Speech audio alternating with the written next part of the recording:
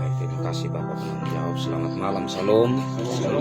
Baik rekan majelis, hostel, dan keluarga dari Bapak Natua Ida yang mendapatkan PA pada malam hari ini. Mari kita masuk di dalam PA dan memulainya saja kita bersama memuji Tuhan dari Kidung Jemaat nomor 33. Kidung Jemaat nomor 33, bait pertama, suaramu kudengar, dan kata-kata selanjutnya. Suaramu kudengar, memanggil diriku, supaya ku di Golgota dibasuh darahmu.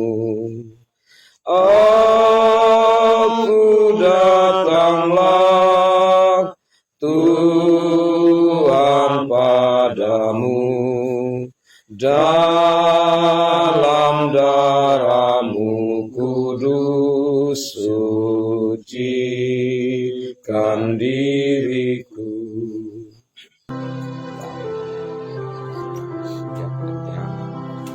Mari kita sakwati dalam doa kita berdoa. Kami datang ke hadapan hadirat-Mu ya Tuhan, Allah kami yang Maha Kudus dan Maha Suci. Kami menyadari kami tidak layak di hadapan hadirat-Mu, karena kami anak-anak-Mu yang lemah, yang terbatas, yang tidak jarang jatuh dalam pencobaan, yang sadar maupun tidak sadar. Tidak jarang kami melakukan hal yang Tuhan tidak kehendaki. Karena itu dalam kesempatan yang Tuhan berikan, kami ber-PA bersama Majelis Jemaat Koster, bersama dengan keluarga majelis di rumah tangga ini. Kami datang ke hadapan hadirat-Mu ya Tuhan. Kami memohon ampun atas setiap kesalahan yang kami lakukan, sehingga kami layak di hadapan hadirat-Mu, layak beribadah kepada-Mu, layak memuji memuliakan nama-Mu, dan mendengarkan firman. Ya Allah Bapa di sorga, di saat sebentar kami mendengar merenungkan firman-Mu, kami mohon Roh Kudus Tuhan melingkupi kami semua, baik hamba-Mu yang Tuhan berikan kesempatan untuk memandu jalannya PA ini. Roh Kudus Tuhan berkarya, dan biarlah Tuhan sendiri yang berbicara dalam Roh Kudus lewat hamba-Mu ini. Dan kami semua dengan karya Roh Kudus kami memahami firman-Mu, dan kami menerimanya, serta Tuhan kami mohon Roh Kudus-Mu memampukan kami untuk melakukan firman dalam hidup kami, dalam pelayanan kami. Ini doa kami ya Tuhan, mari berfirmanlah dalam Yesus Kristus firman yang hidup, kami berdoa.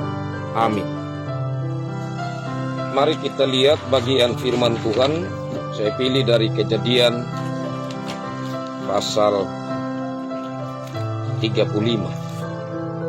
Kejadian pasal 35 ayat 1 sampai ayat 15, satu perikop. Kejadian pasal 35. Kejadian pasal 35 ayat 1 sampai ayat 15. Saya bacakan bagi kita. Yakub di Betel untuk kedua kalinya.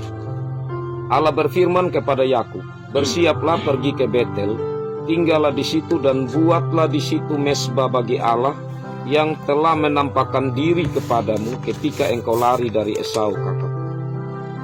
Lalu berkatalah Yakub kepada seisi rumahnya dan kepada semua orang yang bersama-sama dengan dia, "Jauhkanlah dewa-dewa asing yang ada di tengah kamu, tahirkanlah dirimu dan tukarlah pakaianmu. Marilah kita bersiap dan pergi ke Betel. Aku akan membuat mesbah di situ bagi Allah yang telah menjawab aku pada masa kesesakanku dan yang telah menyertai aku di jalan yang kutempuh." Mereka menyerahkan kepada Yakub segala dewa asing yang dipunyai mereka dan anting-anting yang ada pada telinga mereka. Lalu Yakub menanamnya di bawah pohon besar yang dekat Sikem. Sesudah itu berangkatlah mereka, dan kedahsyatan yang dari Allah meliputi kota-kota sekeliling mereka, sehingga anak-anak Yakub tidak dikejar. Lalu sampailah Yakub ke Luz di tanah Kanaan, yaitu Betel, ia dan semua orang bersama-sama yang bersama-sama dengan dia. Didirikannya lah mesbah di situ, dan dinamainyalah tempat itu El Betel, karena Allah telah menyatakan diri kepadanya di situ ketika ia lari terhadap kakaknya. Ketika Deborah, inang pengasuh Ribka, mati, dikuburkanlah ia di sebelah hilir Betel, di bawah pohon besar yang dinamai orang pohon besar penangisan. Setelah Yakub datang dari Padan Aram, maka Allah menampakkan diri pula kepadanya dan memberkati dia.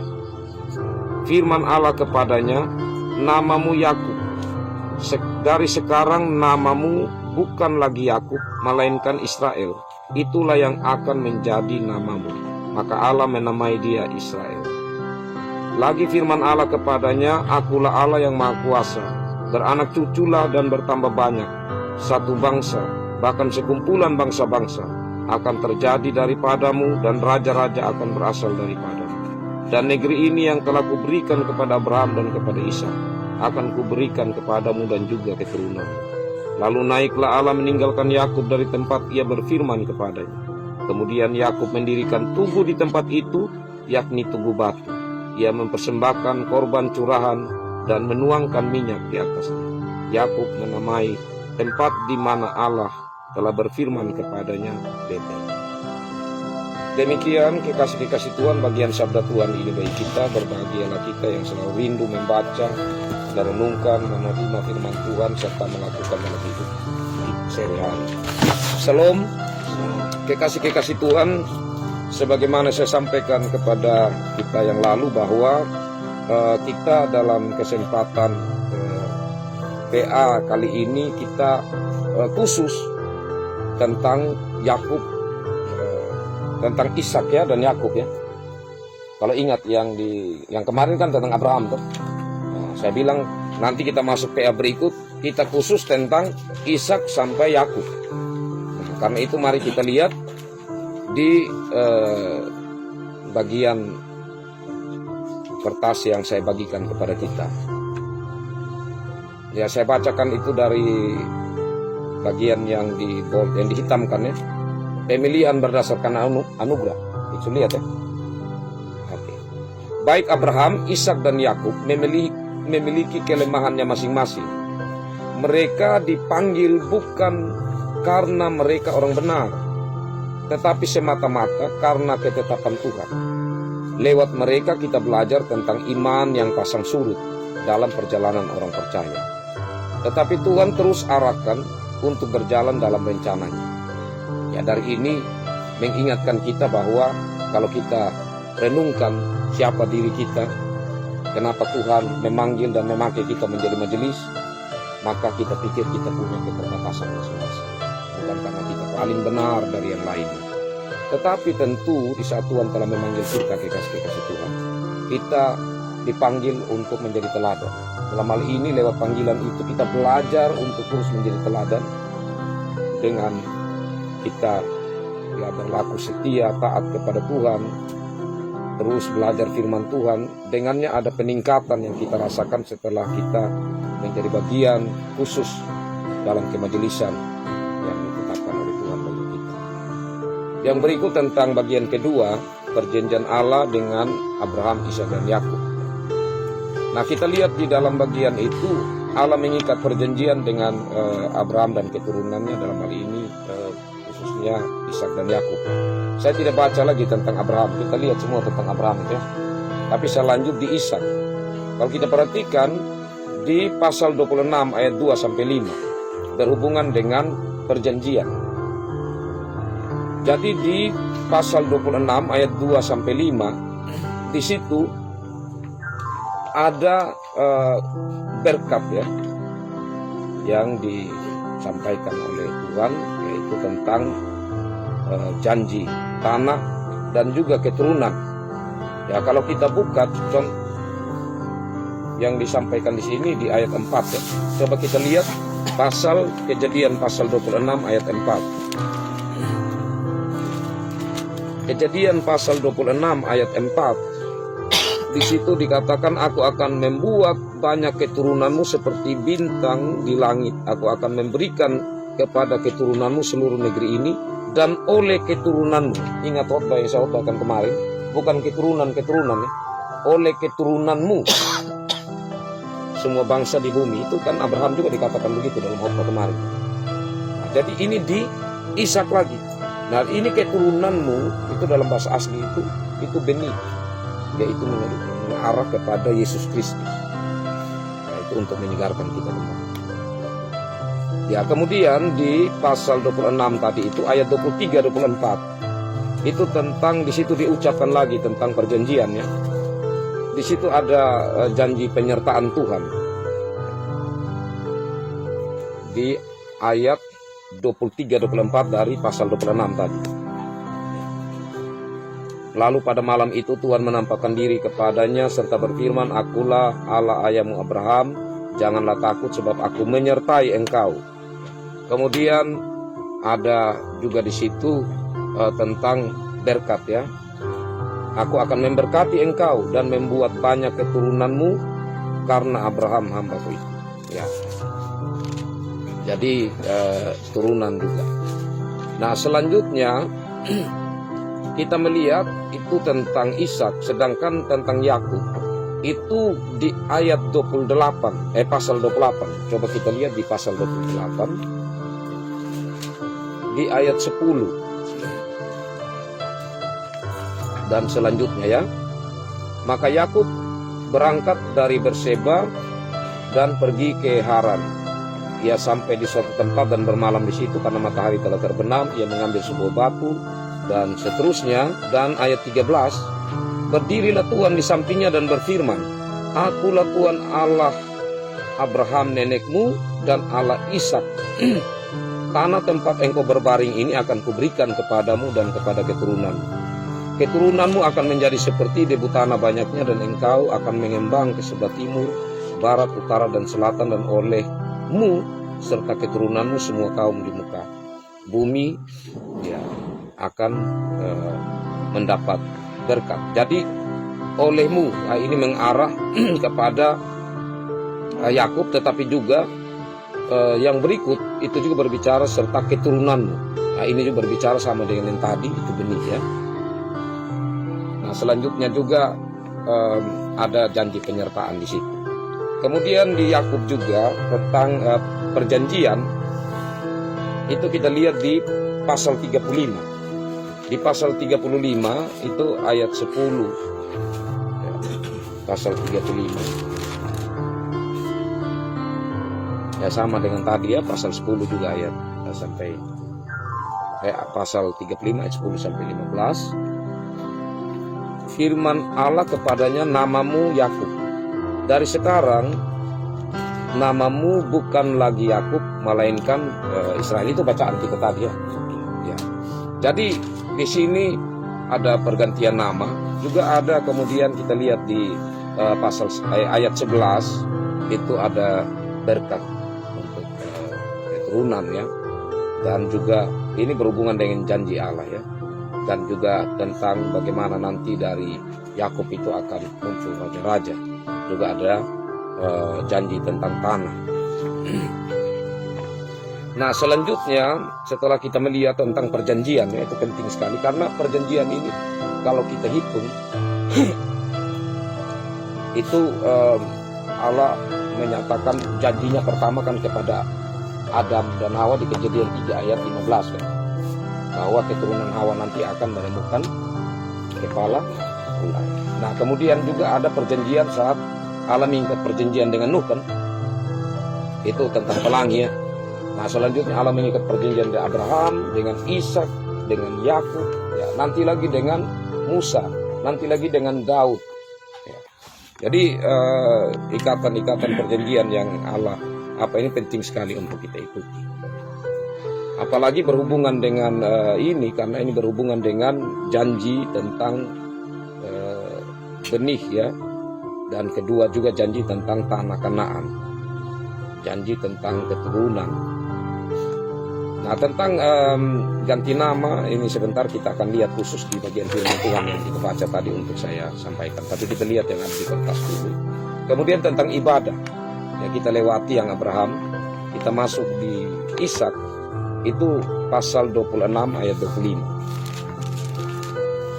Pasal 26 ayat 25. Sesudah itu Ishak mendirikan mezbah di situ dan memanggil nama Tuhan. Ya, jadi ini tema ibadahnya memanggil nama Tuhan. Jadi dalam ibadah itu kalau tidak ada kebersamaan atau dalam liturgi atau dalam ibadah itu tidak memanggil nama Tuhan, ya itu bukan ibadah.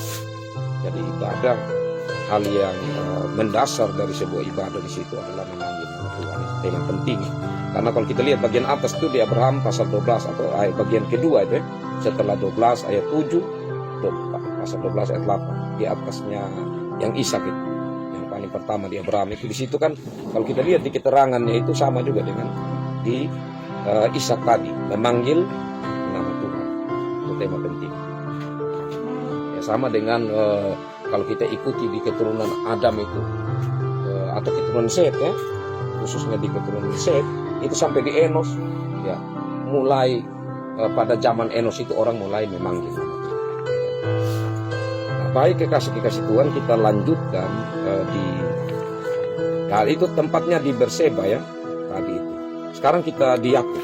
Yakub itu pasal 28 ayat 18 itu di Betel. Pasal 28 ayat 18. Ya, jadi ini tema-tema tentang ini tidak tidak mungkin tidak ada mezbah, pasti ada mezbah di situ. 28 ayat 18. Esokan harinya pagi-pagi Yakub mengambil batu yang dipakainya kepala dan mendirikan itu menjadi tugu dan menuang minyak ke atasnya. Jadi ini berhubungan dengan berhubungan dengan pasal yang tadi juga. Kalau yang kita baca tadi kan ada tugu juga kan yang didirikan. Ya, jadi di sini ada nasar. Ini yang paling penting, ini nasar. Jadi kalau kita lihat di 18 tadi kita lanjutkan ya. Itu ada nasar ya yang disampaikan oleh Yakub di situ. Ayat 22, dan batu yang didirikan sebagai tugu ini akan menjadi rumah Allah. Dari segala sesuatu yang engkau berikan kepadaku akan selalu kupersembahkan 1/10 kepada. Jadi ada nasar yang disampaikan. Ya, jadi yang pertama kalau kita perhatikan di sini tema ibadahnya ya itu ayat 16. Tema ibadahnya sesungguhnya Tuhan ada di tempat ini. Ini iman atau pengakuan saat kita beribadah harus mengakui bahwa Tuhan ada. Seperti itu. Nah, kemudian dalam ibadah itu ya juga ada dalam hal yang tertentu ya orang bisa membawa nasar kepada Tuhan atau menyatakan nasar di hadapan hadirat Tuhan dalam ibadah itu. Dan itu akan terikat ya di saat menyatakan nasar dalam ibadah kepada Tuhan. Nah, selanjutnya pasal 32 ayat 22 sampai 32. Kalau tadi itu di Betel karena habis itu kan Yakub menamai tempat itu Betel. Pasal 32 ayat 22 ya. Nah, mulai ayat 22. Mulai ayat 22 ya dalam pergumulan bukan ya. Ya iya pergumulan Yakub dengan Allah ya.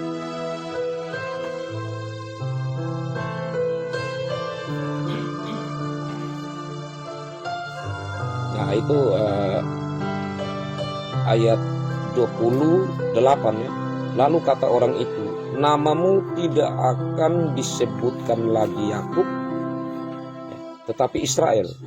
Ya, jadi ini nama ini ada sekitar 3 kali berulang tentang nama yang Allah berikan nama baru kepada Yakub ini. Ya, kemudian Yakub diberkati ya, ayat 29 bagian akhir itu. Nah, Yakub 30, Yakub menamai tempat itu Nil, sebab katanya, aku telah melihat Allah berhadapan muka, tetapi nyawaku tertolong. Nah, ini satu tema, yaitu memandang wajah Allah. Itu hal yang penting sekali. Artinya mencari hadirat Allah, mencari terus wajah Allah. Itu satu tema ibadah yang sangat penting. Nah, nyawaku tertolong ini menunjukkan bahwa manusia itu yang berdosa kalau lihat Allah secara langsung mati, pasti mati, tidak bisa untuk hidup.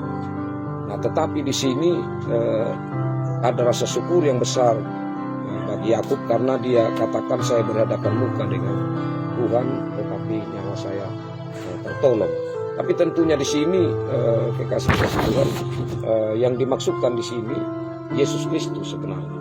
Jadi Allah yang menampakkan diri, kita bisa bandingkan itu saat Allah yang menampakkan diri kepada Abraham, saat Allah dalam arti Yesus Kristus ini, ya Kristus ini akan pergi dengan dua malaikat itu ke Sodom dan Gomora. Tetapi kemudian dua orang saja yang pergi, dan saat itu Abraham berbicara dengan Allah yang adalah Yesus Kristus itu untuk menawar tentang Sodom dan Gomora. Ya, jadi di sini kalau kita ingat cerita itu tentang Abraham bertemu dengan Yesus Kristus itu, ya dalam artian Yesus yang Allah dalam Yesus Kristus yang ada sebelum perjanjian baru ya, menampakkan diri. Itu kan Abraham tidak apa-apa. Ya, jadi di sini cara Allah menampakkan diri dengan cara yang menyembunyikan kemuliaannya, yang membuat tentunya Yakub tidak sampai mati. Nah, selanjutnya dari itu kita melihat pasal 33, yaitu tempatnya di Sikem. Pasal 33 ayat 20. Pasal 33 ayat 20, ia mendirikan mezbah di situ dan dinamainya tempat itu Allah Israel ialah Allah. Jadi ini pengakuan, ya, dia meyakini bahwa sungguh Allah yang dipercaya ini itu sudah Allah yang benar. Jadi ini satu tema ibadah tentang pengakuan akan Allah yang sungguh yang kita percaya itu dia sudah, tidak ada Allah lain. Jadi itu hal yang penting sekali dalam tema ibadah. Nah, selanjutnya pasal 35 ayat 7 itu di El Betel. Ya, yang tadi ya. Yang tadi kan bacaan kita. Nah, sebentar baru saya. Nah, kemudian kita balik di sebelah tentang penipuan. Kalau Abraham itu ya kita sudah ikuti yang lalu. Sekarang kalau Ishak, ya kalau Abraham itu 2 kali ya. Kalau Ishak ini 1 kali saja.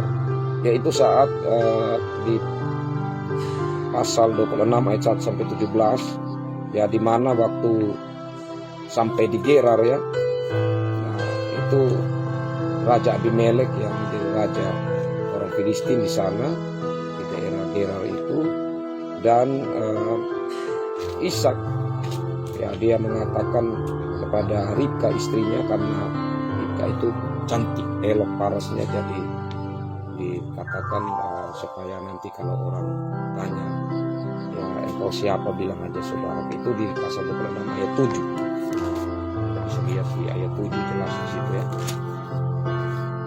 Pasal 26 ayat 7 bahwa 26 ya ayat 7. Ketika orang-orang di tempat itu bertanya tentang istrinya, berkatalah ia, dia saudaraku, sebab ia takut mengatakan ia istriku, karena pikirnya jangan-jangan aku dibunuh. Ya, jadi oleh penduduk tempat itu karena Ribka, sebab elok parasnya. Ya, jadi itu saya katakan di awal tadi bahwa Abraham, Ishak dan Yakub ini punya kelemahan. Ini salah satu kelemahan yang jelas dicatat ya. Kemudian Yakub, ya kita tahu cerita Yakub ya.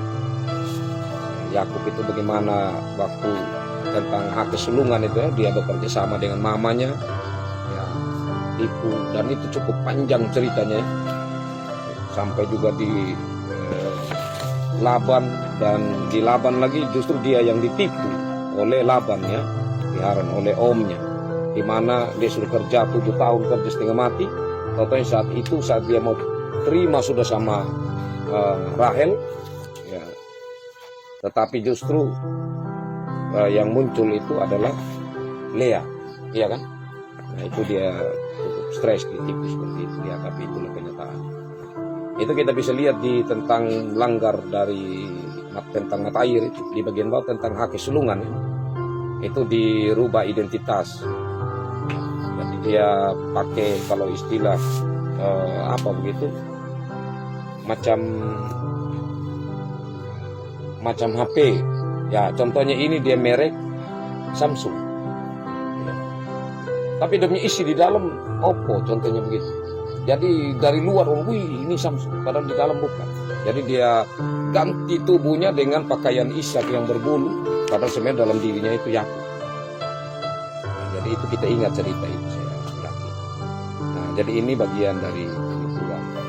Dan sebelumnya juga hak tentang hak kesulungan itu telah dijual oleh Esau ya, saat dia lapar pulang, itu di Kejadian 25 ayat 29. Iya. Luar biasa. Jadi cerita itu menggambarkan bahwa Esau ini memandang rendah hak kesulungan. Ya padahal kalau berbicara hak kesulungan itu bagi bangsa Israel itu dia terlalu tinggi begitu ya, terlalu penting begitu ya sebenarnya, tapi dianggap remeh. Nah kemudian kita lihat ya tentang mata air ya. Mata air di situ ada nama sumur dan artinya. Jadi kalau di Kejadian pasal 16 yang sebelumnya itu Lahiroi ya, itu berada di antara Kades dan Berit ya, itu cerita kalau ingat itu tentang Hagar yang kemudian ada sumur yang namanya Esek. Nah, ini sumur yang ada di Lembah Gerar yang saat Ishak ya, saat Ishak ada di situ dan menggali sumur itu, saya sudah pernah khotbahkan itu tentang Esek, Sitna, nama-nama sumur itu saya pernah khotbahkan kali ini. Jadi saya bilang begini, tidak mungkin orang kasih nama gereja itu dengan nama Esek, Sitna, yang orang namakan Rehobot ya, itu kalau ingat saya khotbah. Jadi macam Rehobot Tuhan memberi kemenangan, Seba dia menjadi nama kota Seba. Nah kita lihat sekarang nama anak-anak Yakub. Nah tentang nama anak-anak Yakub ini itu nama anak, nama ibu, dan ungkapan saat lahir. Ini penting sekali sehingga saya catat ini. Lea itu punya anak 4. Yang pertama kali ya waktu lahir itu Ruben, Simeon, Lewi, Yehuda. Ya kemudian karena Lea sudah tidak melahirkan lagi, jadi dia akhirnya kemudian Rahel ya dia ambil kesempatan untuk mendekati Yakub dan kemudian dia protes. Jadi Rahel protes sama Yakub, kenapa saya belum ada anak, kasih saya anak. Ya Yakub bilang saya bukan Tuhan. Ya kalau begitu sudah, saya kasih Bilha supaya saya ada anak. Jadi kasih budaknya. Dan Bilha melahirkan 2 anak yaitu Dan dan Naftali. Nah setelah itu Lea panas lagi. Lea bilang ya sudah kalau begitu saja kasihnya budak. Jadi Lea kasih Silpa sama Yakub, maka lahirlah Gad dan Aser. Kemudian masalah buah Rudaim itu Kejadian 32 ayat 14 sampai 17, dan kemudian Lea masih melahirkan lagi 3 anak ya, Isakar, Sebulon, dan juga ada kemudian Dina. Nah setelah itu Lea tidak melahirkan lagi dan Tuhan mengingat akan Rahel. Tuhan membuka kandungan Rahel dan lahir kemudian melahirkan Yusuf, dan terakhir melahirkan Benyamin yang dia namakan itu Ben-Oni. Ya. Tapi itu jauh setelah itu, karena dalam perjalanan jauh setelah itu, yaitu kita lihat yang tadi semua di pasal 30 kan. 30 ya. Tapi yang terakhir di pasal 35 itu harus dalam perjalanan mereka menuju ke sampai di Bethlehem. Sampai di situ Rahel mati saat melahirkan Benyamin, ya, dan dia dikuburkan di sana. Nah, yang menariknya di sini ungkapan-ungkapan itu, teman. Jadi Ruben itu waktu dia lahir itu Lea bilang begini, oh Tuhan perhatikan sengsara. Jadi apa maksudnya? Sebenarnya dia tuh tidak senang sama saudara Rahel, karena Yakub cinta sekali sama Rahel dan tidak perhatian sama dia, tidak mencintai dia sejak awal memang. Jadi dia punya ungkapan ini seperti juga kasih panas sama Rahel. Jadi saat dia bilang, oh saya kasih nama Ruben, pasti Rahel ini panas dengar kan. Dia kasih nama, Tuhan perhatikan dia punya sengsara. Nah, bukan hanya di situ. Waktu Simeon lahir lagi, dia bilang, oh Tuhan mendengar permohonan. Ya, jadi dia terus meningkat. Waktu lahir Lewi, dia bilang, ini Tuhan kasih Lewi untuk saya punya hubungan dengan Yakub tambah erat. Ya. Kemudian Yehuda lahir lagi, dia bilang, wahai bersyukur kepada Tuhan. Ini seperti puncak dari dia punya senangnya untuk membuat Rahel ini sakit hati begitu ya. Jadi kita harus pandang dari sisi itu sebenarnya negatif, dari sisi pemikirannya Lea sebenarnya. Ya. Jadi sedikit saja dia punya rasa berterima kasih sebenarnya ini kepada Tuhan. Lebih itu karena kebenciannya kepada Rahel. Nah, selanjutnya Rahel, ya itu yang saya katakan tadi, dia marah sama Yakub. Yakub, kau harus kasih saya anak. Yakub bilang, saya bukan Tuhan. Nah, kalau begitu sudah yang saya kasih bilang. Akhirnya saat Bilha melahirkan anak, dan kemudian Rahel menamainya Dan, yang artinya keadilan. Bayangkan sampai Rahel juga nama, oh Tuhan adil gitu. Akhirnya di sini kasih panas lagi sama Lea. Nah, kemudian lahir lagi Naftali. Jadi itu ungkapannya, aku bergulat dengan kakakku, tetapi aku yang menang. Tuhan buat aku menang gitu. Ya, tapi habis itu apa? Lea ini tidak mau kalah lagi, panas lagi. Jadi dia kasih lagi budaknya Silpa sama Yakub, dan lahirlah Gad, dia namakan mujur telah datang. Jadi artinya nama Gad ini. Kemudian waktu lahir lagi Asher, dia bilang para perempuan akan menyebut aku berbahagia. Wah, ini panas sekali ya. Dalam keadaan panas itu, maka satu kali kelak Ruben ini pulang dari ladang dan dia bawa buah dudaim. Rahel ini dia terus perhatikan gerakannya Lea ini. Jadi pasti waktu Ruben jalan ini, Rahel ini pasti dia mata-matai begitu, suruh orang untuk mata-matai. Dan ternyata ya, Ruben ini bawa pulang buah dudaim. Dia tahan sudah. Dia bilang, ini apa? Buah dudaim untuk siapa? Untuk mama. Dia langsung menghadap sudah sama Lea. Dia bilang, engkau harus bagi. Oh, tidak bisa, Lea bilang. Kau harus bagi ini buah dudaim. Karena pikirnya Rahel, pasti subur sekali ini Lea, ini kan ini buah. Kau harus kasih itu buah. Akhirnya Lea bilang, ya oke lah, saya kasih. Berapa? Kasih bagian. Oke, saya kasih bagian. Tapi ada syaratnya. Syarat apa? Ini malam Yakub adalah bagiannya saya. Jadi ini sudah atur ternyata. Sudah atur, jadi ada jadwalnya begitu. Nah, jadi sebenarnya itu jadwalnya Rahel. Begitu. Tapi karena Rahel minta buah dudaim, maka Lea bilang, oh, kalau begitu ya saya kasih, tetapi malam ini Yakub harus di saya. Jadi itu kita bisa lihat di pasal 30 ayat 14 sampai 17. Itu ceritanya luar biasa. Nah, dan kemudian Lea melahirkan sudah Ishakar, ya, dan seterusnya. Tapi sebenarnya dia kasih Tuhan. memang para ahli ya saat meneliti ini begitu ya, memang buah dudaim itu dia membawa kesuburan begitu bagi wanita begitu, atau untuk kesuburan untuk punya anak begitu ya, itu saat diteliti. Tetapi tidak ada sangkut paut sebenarnya ini, tidak ada sangkut paut ini buah dudaim. Kenapa? Karena kalau Tuhan yang tutup kandungan, tidak ada yang bisa buka. Kalau Tuhan yang buka kandungan, tidak ada yang bisa tutup. Artinya bahwa hanya Tuhan yang bisa membuat orang punya kemungkinan untuk melahirkan atau tidak melahirkan. Nah, jadi tidak ada sangkut paut sebenarnya dengan buah dudaim ini. Tapi ini tadi, karena panas hati ya, jadi mencari tahu ini pasti karena ini buah begitu. Maka buah dudaim ini menjadi cerita tersendiri di dalam ini. Nah, tentang Dina nanti sebentar kita akan lihat di dalam bagian bacaan kita tadi. Kita kembali di Kejadian pasal 35 ya. Kita fokus di sini.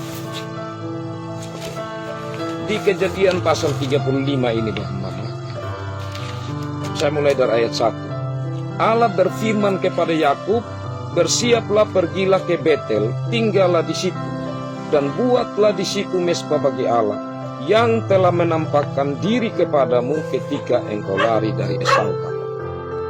Nah, pertanyaannya, biasanya Tuhan tidak suruh untuk pergi beribadah. Selain waktu Abraham Tuhan suruh bawa Ishak kan ke Gunung Moria. Setelah itu biasanya Tuhan tidak suruh ke satu tempat untuk beribadah. Tapi kenapa di sini Tuhan suruh Yakub untuk pergi? Karena begini, di tempat yaitu di Betel, itu di Kejadian pasal 28 yang saya katakan tadi, di mimpi Yakub di Betel itu yang dia bertemu Tuhan. Itu kan dia sudah bangun tubuh di situ. Dia berjanji kan, dia bernasar. Tapi setelah itu dia seperti melupakan. Jadi dia seperti tidak ingat lagi. Karena itu saat Tuhan bilang ketika engkau lari dari kakakmu, dari Esau kakakmu, ini sebenarnya mau mengingatkan dia bahwa itu peristiwa sudah lama. Dan sebenarnya saya luputkan engkau, tetapi kenapa engkau lupa? Saya memberkati engkau, menyertai engkau sesuai janji saya tepati, tetapi nasarmu engkau tidak tepati. Jadi sebenarnya di sini Tuhan mau mengingatkan lagi kepada Yakub tentang apa yang pernah Yakub ini nasarkan kepada Tuhan. Nah, kekasih-kekasih Tuhan tentu tidak jarang ya kita manusia lupa apa yang kita pernah janji kepada Tuhan. Termasuk kalau kita mau segarkan kembali kekasih-kekasih Tuhan, ya, saat kita pertama kali diminta ya atau dikunjungi oleh majelis begitu yang meminta jawaban kita untuk menjadi majelis. Wah, itu kita bergumul betul kan? Nah, dan kemudian saat kita berdiri waktu pengukuhan itu kita mengucapkan kesungguhan dari lahir dari hati yang terdalam untuk bagaimana kita setia melayani Tuhan. Ya, itu yang kadang sudah suruh sehingga seperti PA-PA seperti ini. Nah, hampir tidak pernah itu kita menempatkan. Ini menunjukkan bahwa kadang apa yang kita sudah janjikan sebagai manusia kadang kita tidak jaga komitmen kita. Nah, lewat ini kiranya lewat bagian firman Tuhan di ayat 1 kita diingatkan, kita disegarkan kembali tentang janji kita sebagai majelis dan janji-janji lain yang kita ucapkan baik dalam keluarga dan lain sebagainya. Ya, kiranya itu menjadi satu hal penting lewat bacaan firman Tuhan. Yang berikut, kekasih-kekasih Tuhan, pergilah, ya bersiaplah, pergilah ke Betel, tinggallah di situ. Jadi di sini Tuhan mau supaya bukan sekedar pergi untuk beribadah, tetapi tinggal di sana. Ya berarti Betel ini memang menjadi satu tempat yang sangat penting ya. Sangat penting. Kenapa memang penting? Ya karena di situ sebenarnya yang akan menjadi ya, latar belakang dasar tentang berdirinya Bait Allah, berdirinya rumah Allah di Betel. Nah, kemudian ayat 2 dan ayat-ayat selanjutnya saya akan bacakan. Lalu berkatalah Yakub kepada seisi rumahnya dan kepada semua orang yang bersama-sama dengan dia, jauhkanlah dewa-dewa asing yang ada di tengah-tengah kamu, tahirkanlah dirimu dan tukarlah pakaianmu. Ya.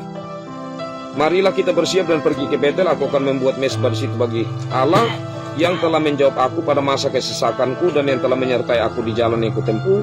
Mereka menyerahkan kepada Yakub segala dewa asing yang dipunyai mereka dan anting-anting yang ada pada telinga mereka, lalu Yakub menanamnya di bawah pohon besar yang dekat Sikem. Nah, pertanyaannya, dari mana ini dewa-dewa ini ya mereka dapat? Nah, itu kita bisa lihat di Kejadian 34. Dina dan Sikem. Jadi saat Sikem ini ya, dia memperkosa ya, ayat 2 ya, ketika itu terlihatlah ia oleh Sikem, Dina maksudnya dilihat oleh Sikem anak Hemor orang Hewi raja negeri itu, lalu Dina itu dilarikannya dan diperkosa. Nah tapi kemudian apa yang terjadi? Nah anak-anak Yakub bersepakat ya, mereka sengaja bilang sama anak-anak sama Hemor ya, ayah Sikem itu, dan Sikem ya, karena waktu itu mereka datang untuk omong sama Yakub, bilang wahai sudah, karena sudah terlanjur begini, biar suruh kami ambil sama Dina. Dan kami punya wanita-wanita bebas juga untuk kalau kita mau kawin-mawin begitu. Nah kemudian anak-anak Yakub ini pulang, kebetulan dorang tidak ada waktu itu. Yakub menyampaikan, ya dorang bersepakat bagaimana caranya. Ya kita habisi saja begitu. Caranya bagaimana? Ya kita bersepakat dengan mereka supaya kalau bisa, kalau mereka setuju, mereka itu disunat begitu. Nah pas saat mereka itu sepakat, dan kemudian Hemor dan orang-orang yang ada di Sikem itu kemudian yang laki-laki disunat, saat mereka sedang kesakitan ya, maka anak-anak menyerang ya, merampas harta milik mereka ya. Saya singkat ceritanya begitu, kita masih ingat, tapi saya ingin kita lihat itu di ayat 27 ya, ayat 27. Kemudian datanglah anak-anak Yakub merampasi orang-orang yang terbunuh itu, lalu menjara kota itu, karena adik mereka telah dicemari. Kambing dombanya dan lembu sapinya, keledainya, dan segala yang di dalam dan di luar kota itu dibawa mereka. Segala kekayaannya, semua anaknya dan perempuannya ditawan dan dijara. Dan ya, artinya penjaraan ini termasuk itu tadi, terafim ya, mereka punya berhala-berhala dibawa semua. Nah inilah yang di sini disuruh oleh Yakub supaya kamu buang semua. Bukan buang ya, maksudnya kumpulkan semua. Nah kemudian dikubur di satu pohon. Itu menurut para ahli, itu kemungkinan besar itu Abraham yang suruh orang tertentu untuk kubur di pohon itu, dan anak-anaknya semua yang tidak tahu, keluarga semua tidak tahu. Jadi orang yang percaya suruh bawa di tempat kubur supaya mereka tidak ingat untuk cari lagi. Kan ini barang-barang mahal juga, ada emas dan lain sebagainya. Jadi kubur betul di situ. Nah, kemudian dari itu tadi yang penting, kekasih Tuhan artinya begini. Ada tentang kumpul semua dan akan dikuburkan berhala-berhala itu. Berarti kalau mau datang beribadah kepada Tuhan, maka hal-hal yang berhubungan dengan berhala atau kita punya hati yang mendua tidak boleh dibawa ke sana. Jadi hati yang betul-betul lurus menyembah kepada Tuhan. Itu tafsirannya begitu ya. Dan kemudian yang penting di sini adalah pakaian ya, tukarlah pakaian, tahirkanlah dirimu dan tukarlah pakaian. Ini penting. Jadi setelah ayat 2 itu, jauhkanlah dewa-dewa asing yang ada di tengah-tengah kamu. Yang kedua, tahirkanlah dirimu ya, dan yang ketiga, tukarlah pakaianmu. Jadi tahir itu ya, kalau lurus saja mandi gitu, mandi ya. Ya, dan kemudian tukar pakaian. Nah ini lebih menjurus kepada, karena mereka waktu itu pikiran mereka itu pikiran membunuh masih ada, karena baru mereka membunuh itu penduduk Sikem yang ada di Kanaan itu. Kemudian pakaian mereka ini kan, dan diri mereka berlumuran darah karena bunuh orang ya. Tapi meskipun mereka sudah mandi, tetapi ini punya pengertian yang mendalam. Artinya pakaian itu berhubungan dengan segala hal yang masa kemarin, yang kotor, yang apa itu yang mereka harus bersihkan dari diri mereka. Jadi berhubungan dengan hati, pikiran ya, untuk mereka bersihkan. Karena mereka akan datang di sana untuk menyembah Tuhan ya, untuk beribadah kepada Tuhan. Nah selanjutnya ayat 5, sesudah itu berangkatlah mereka, dan kedahsyatan yang dari Allah meliputi kota-kota sekeliling mereka, sehingga anak-anak Yakub tidak dikejar. Apa maksudnya ini? Jadi Allah betul-betul menaungi Yakub, anak-anak, seluruh keluarganya, orang-orang bersama-sama dengan dia. Waktu mau pergi ya dari Sikem itu menuju ke Betel ya, orang-orang itu seperti tidak bisa, artinya seperti takut lagi sama mereka ya. Sebelumnya ya mungkin mereka lah yang takut karena baru bunuh. Ini mereka pendatang, bunuh di penduduk asli di situ ya. Pasti orang-orang Kanaan yang lain dengar ya bahwa saudara-saudara mereka di Sikem dibunuh oleh anak-anak Yakub, itu mereka marah. dan anak-anak Yakub serta anak-anak pasti sedang berada dalam keadaan juga takut. Ya, Allah mengetahui keadaan itu tentu. Jadi Allah di sini melindungi mereka, meliputi kota-kota sekeliling itu, sehingga mereka tidak mengejar mereka. Kenapa? Karena ya itu tadi. Karena orang-orang Sikem pasti akan berupaya, apalagi orang lewat jalan begini, wah ini pas sudah orang sebentar lewat ini kita bunuh. Tapi Allah betul-betul melindungi sehingga orang-orang Sikem justru yang takut dengan orang-orang Kanaan lainnya, justru membiarkan mereka lewat. Mereka tidak dapat berbuat apa-apa. Lalu sampailah ya Yakub ke Luz yang di tanah Kanaan, yaitu Betel. Ya, jadi ini masih tanah Kanaan, tetapi ya tentu jaraknya sudah jauh ya. Ia semua orang yang bersama-sama dengan dia. Didirikan nama mesbah di situ, dinamainya lah tempat itu El Betel. Nah ini luar biasa. Yang lalu dia namakan tempat itu Betel, tapi kemudian dia namakan lagi El Betel. Apa ini artinya? Ya. El itu Tuhan, Bet itu rumah. Kita ingat yang lalu kan saya bilang, Bet itu Bethlehem, rumah roti. Bet itu rumah, El itu Tuhan. Jadi Tuhan, rumah Tuhan. Jadi yang lalu sudah rumah Tuhan, tapi dia tambah lagi di sini El. Ya, ini menunjukkan tentang apa?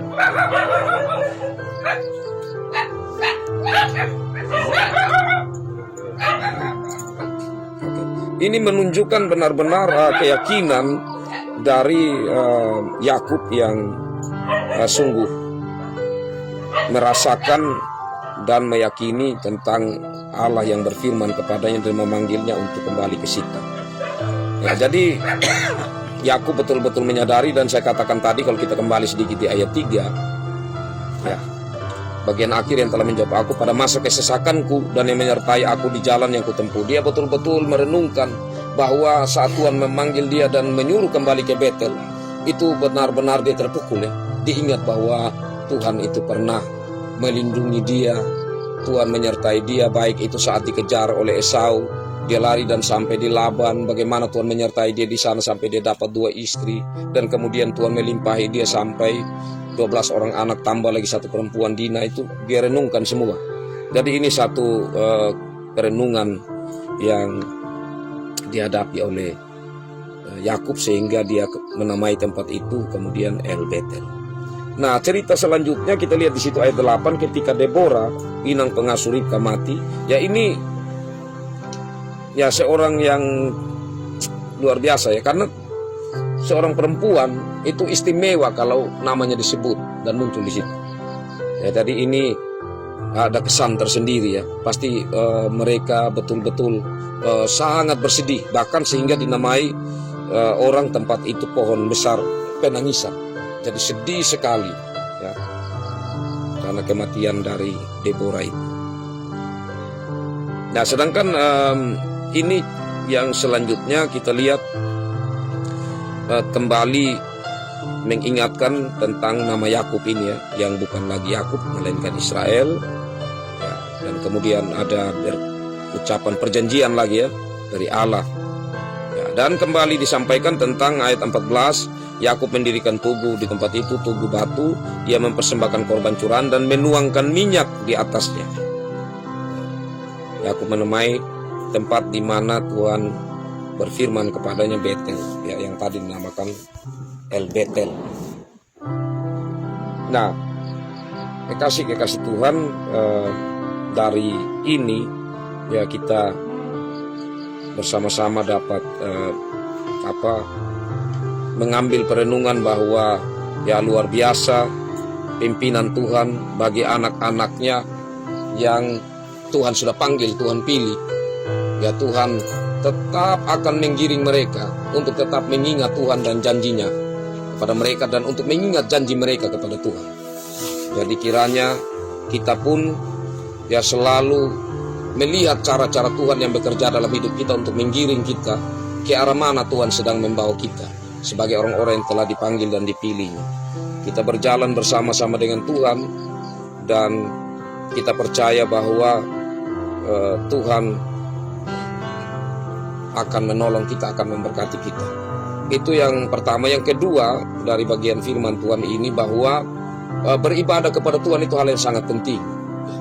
Jadi kita ingat tadi bagaimana orang orang Yakub dan keluarganya mau pergi ke tempat itu, mereka harus mentahirkan diri.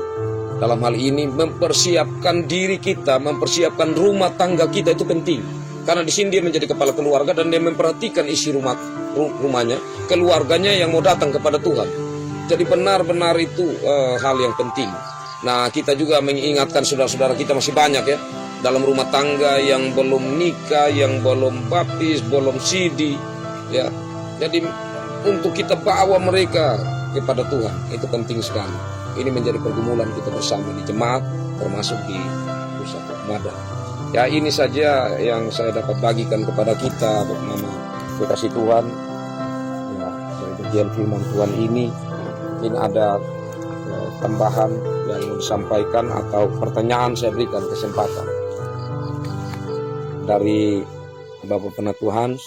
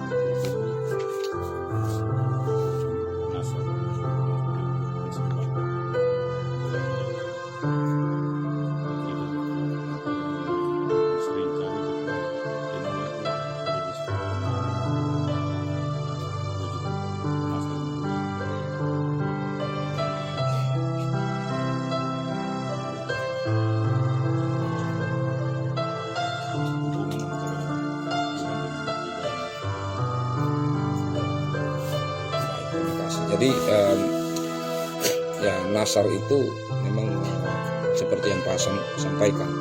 Biasanya itu orang tidak mau menyampaikan kepada yang lain atau tidak mau untuk diumumkan dan lain sebagainya. Jadi itu antara dia dengan Tuhan. Karena Nasar ini berhubungan seperti sumpah yang diikat antara manusia dengan Tuhan. Jadi itu bukan sekedar janji, tapi seperti sumpah. Jadi tidak gampang. Dan Yakub ini adalah anak yang yang dipanggil Tuhan untuk menjadi bagian di dalam ikatan perjanjian. Jadi memang Tuhan ingatkan dia. Tapi saya yakin bahwa kalau kita bernasar, ya pasti Tuhan akan tetap ingatkan kita. Karena itu hal yang tidak gampang karena berhubungan dengan sumpah. Ya. Tapi yang Pak sampaikan ini berhubungan dengan tidak perlu untuk disampaikan. Ya, benar. Terima kasih Pak. Dari Mama Jessica. Anda Bapak ya.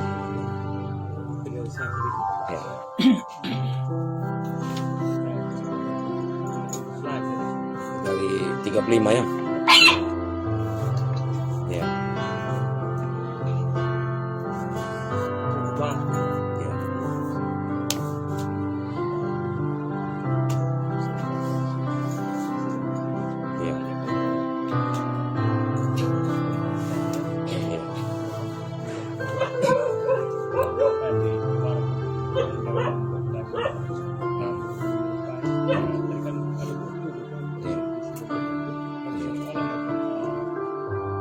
Simba ya dibuat di Simba tuh.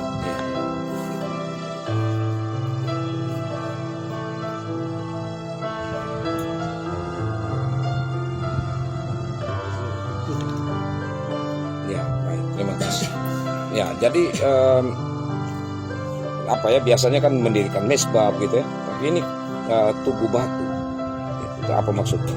Nah, itu kalau kita ingat ceritanya yang di pasal 28 ya.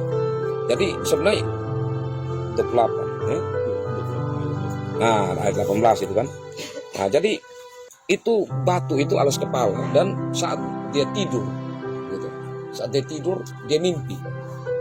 Nah, jadi dia punya bayangan ini batu ini terikat dengan kepalanya dengan mimpinya. Jadi menjadi satu kesatuan begitu. Oh, ini batu ini penting sekali begitu. Ya, artinya dia membuat saya meskipun dalam kesusahan, kesulitan, gitu, tapi saya dapat tertidur dan dapat bermimpi. Begitu. Berarti ini bukan tempat sembarang. Dan batu ini, ya, dia punya apa begitu? Punya cerita begitu. Dia punya cerita. Begitu. Jadi di saat saya mendirikan ini, saya akan ingat kalau saya kembali ke sini, ini batu dulu yang saya pakai tidur, dan inilah yang saya. Jadi dia sebenarnya bukan batu itu yang sebenarnya terlalu istimewa, tetapi karena terikat saja dengan kejadian itu, sehingga dia pakai itu untuk mengingatkan. Dan ini sebenarnya kalau kita nanti akan lihat di Imam, kalau saya tidak salah, entah di mana. Tapi itu nanti ini punya cerita lanjutan tentang gambaran tugu ini, ya, batu ini, batu asli ini menjadi gambaran tentang pembangunan rumah Allah yang itu harus pakai bahan batu asli. Tidak boleh batu cetak, harus batu asli. Itu yang pertama. Yang kedua, nanti ada acara tuang minyak di Bait Allah itu. Nanti kita akan sampai ke sana. Jadi ini dia mengarah ke yang lebih, kan saya bilang, yang lalu dari gambar yang samar-samar, nanti dia mengarah ke yang terang. Dan tempat inilah di Betel ini yang Bait Allah itu akan dibangun, ya, dengan batu alam, dan kemudian dengan pada saat peresmian, saya lupa ya, nanti ada kita sampai di sana, di mana dalam acara itu rumah ibadah itu diresmikan, dituangkan minyak di situ. Nah, jadi terima kasih Pak Mitra. Memang kalau kita kaitkan ya dengan sekarang begitu, contohnya saja ya, kalau kita kaitkan dengan batu, biasanya kan di kampung ada tugu, ada batu yang didirikan di situ, apa begitu ya. Ya, dan itu dia punya makna khusus. Ya, tapi ini dia maknanya tentu sangat berbeda dengan makna yang kita temui dalam budaya yang terikat dengan batu. Ya, begitu Bapak. Saya dari Bapak Ilfi.